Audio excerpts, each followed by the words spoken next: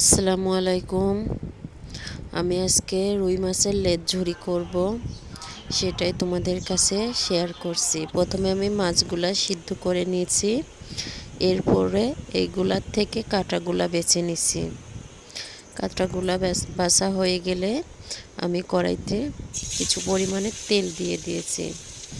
এর মধ্যে পেঁয়াজ দিয়ে পেঁয়াজটা বাদামি করে ভেজে নিয়েছি। ভাজা হয়ে গেলে এর মধ্যে কিছুটা পানি দিয়ে আদা বাটা, রসুন বাটা, জিরে বাটা এবং হলুদ মরিচের গুঁড়ো পরিমাণ মতো দিয়ে এটা নেড়ে চেড়ে নেব। আমি ভালোভাবে মশলাটা কষিয়ে নেব। তোমরা আমার চ্যানেলটা সাবস্ক্রাইব করে দিও, লাইক কমেন্ট শেয়ার করো। এবার আমি মশলাটা ভালোভাবে কষিয়ে নেব। কষানো হয়ে গেছে। এবার এর মধ্যে বেছে রাখা মাছগুলা দিয়ে দেব।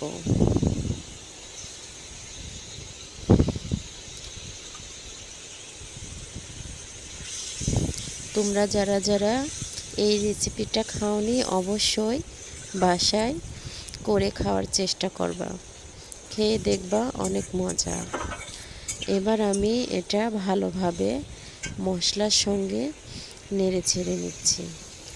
এই তো আমার হয়েই এসেছে। আমি আর একটু ভালো করে নাড়ছি, কষিয়ে নিচ্ছি। এটা যখন একদম ভাজা ভাজা হয়ে যাবে তখন এর মধ্যে পরিমাণ মতো গরম মশলার গুঁড়ো দিয়ে দিচ্ছি, তোমরা দিয়ে দিবা। এবার এটা ভালোভাবে নেড়ে চেড়ে নিচ্ছি। এই তো দেখতে পাচ্ছ অনেক লবণীয় হয়েছে। তোমরা অবশ্যই বাড়িতে এটা করে খাবার চেষ্টা করবা। আর আমার চ্যানেলটা লাইক কমেন্ট সাবস্ক্রাইব করে দিও, আর বেশি বেশি শেয়ার করো। এটা আমি আর কিছুক্ষণ চুলার উপর রেখে নাড়াচাড়া করব।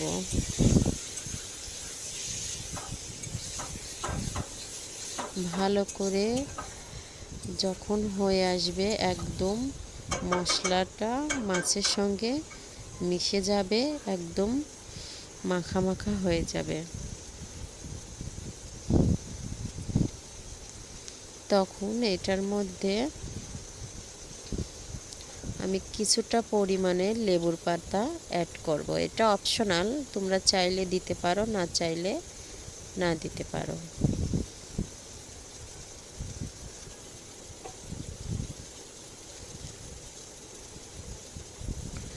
লেবুর পাতাটা দিলে খুব ভালো ফ্লেভার আসবে, এই কারণে আমি লেবুর পাতা দিয়ে দিচ্ছি।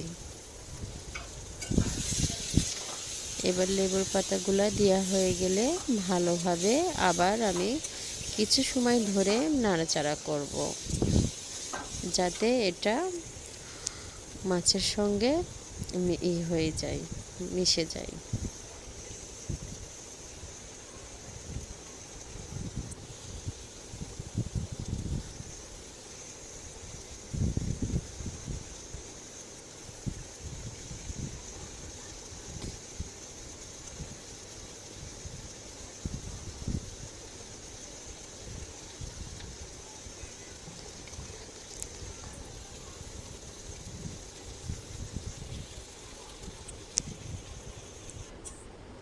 এই তো আমার মাছ ঝুরিটা হয়ে গেছে, দেখো দেখতে কত সুন্দর হয়েছে। তোমরা অবশ্যই বাড়িতে